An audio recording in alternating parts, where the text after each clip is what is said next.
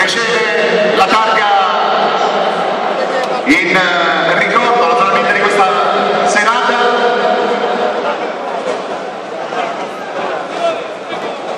E al Galatasaray va tutto l'applauso di Napoli. Thank you so much.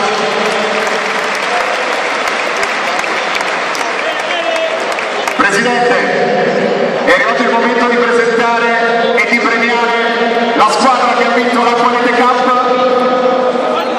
una squadra che abbiamo nel cuore.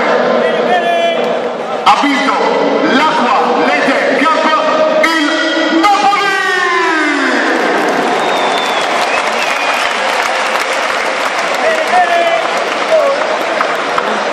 Sul palco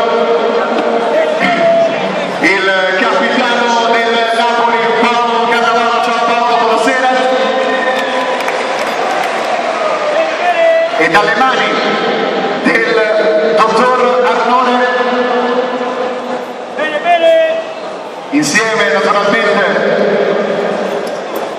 anche a Mister Benitez, riceve